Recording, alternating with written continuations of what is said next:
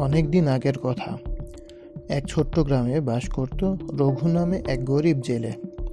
তার জীবিকা ছিল নদীতে মাছ ধরা। সে সারাদিন জাল ফেলে সামান্য কিছু মাছ পেত, যা দিয়ে কোনো মতে তার সংসার চলত। রঘুর জীবন ছিল কঠিন, কিন্তু সে ছিল অত্যন্ত পরিশ্রমী আর সৎ। একদিন ভোরে রঘু নদীতে জাল ফেলল। অনেকক্ষণ অপেক্ষার পর জাল ভারী হয়ে উঠল। রঘু ভাবল, এবার বুঝি ভালো কিছু মাছ পেয়েছে। কিন্তু জাল তুলে দেখল সেখানে একটি ঝকঝকে সোনার রঙের মাছ। মাছটি দেখতে অত্যন্ত সুন্দর।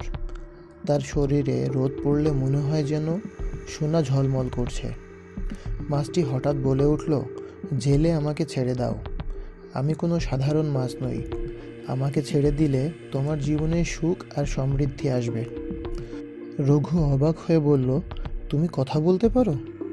আমি তোমাকে ছেড়ে দিব, কিন্তু আমি কিভাবে বিশ্বাস করব যে তুমি আমাকে সাহায্য করবে?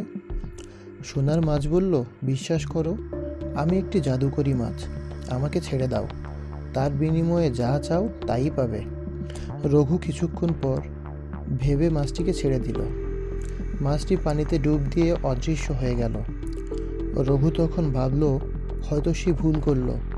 কিন্তু ঠিক তখনই নদীর পাশে তার পুরনো ভাঙা নৌকাটি মেরামত হয়ে গেল এবং তার জালটিও নতুন হয়ে গেল। বাড়ি ফিরেই দেখল তার ছোট্ট কুঁড়ে ঘরটি এখন সুন্দর একটি প্রাসাদ। সোনার মাছের আশীর্বাদে রঘুর জীবন বদলে গেল, কিন্তু সে লোভী হয়নি। সে জীবনে যা পেয়েছে তাতেই সন্তুষ্ট থেকেছে, আর সেই সোনার মাছটি তাকে কখনো ভুলেনি। রঘু সব প্রয়োজনে এসে তাকে সাহায্য করেছে।